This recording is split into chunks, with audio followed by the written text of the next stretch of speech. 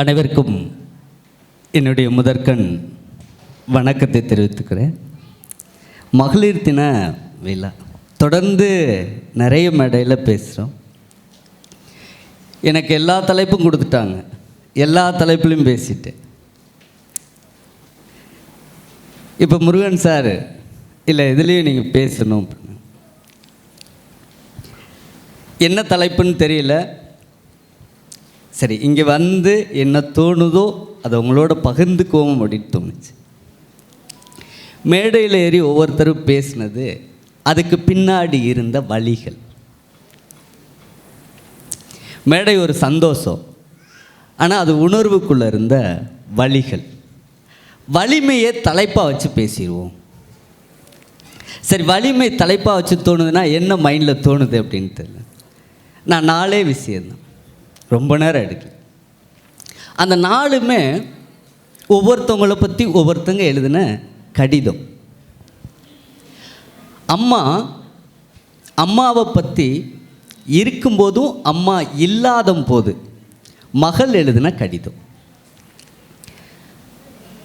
காதலியை பற்றி காதலன் எழுதிய கடிதம். கணவனை பற்றி கணவன் மனைவியை பற்றி எழுதின கடிதம். இந்த 4 மட்டும் வாசிச்சுட்டு நான் இறங்கிறேன். ஃபஸ்ட்டு அம்மாவுக்கு மகள் எழுதுகிற கடிதம். அந்த கடிதத்தில் முதல்ல, அம்மா அதிகாலையில் என்னை எழுப்புவாய் பள்ளிக்கு செல்ல. நான் எந்திரிக்க மாட்டேன். நீ உரக்க குரலில் அதிகார தோரணையில் என்னை எந்திரிக்க சொல்லி மிரட்டுவாய். ஆனால் எனக்கு தெரியும், அம்மா உன் அதிகாரமும் என் அன்புன்னு தெரிஞ்சு நான் ஒரு குட்டி தூக்கத்தை தூங்குவேன். நான் எந்திரிக்கலன்னு தெரிஞ்சதும் அன்னை என்னை கட்டி அணைத்து குளிக்க வச்சு ஆடை அணிவித்து அழகு பார்ப்பாய். நீ அழகு பார்க்கும்போது ஆட்டோ சத்தம்.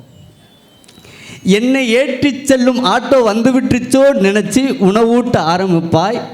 நான் வேண்டாம் என்று அடம்பிடிப்பேன். நீ உணவு ஊட்டும்போது இதுதான் கடைசி வாய் என்று தட்டில் இருக்க கடைசி சோறு வரைக்கும் எனக்கு ஊட்டி விடுவாய். இது நீ இருக்கும்போது இருந்த நினைவுகள்.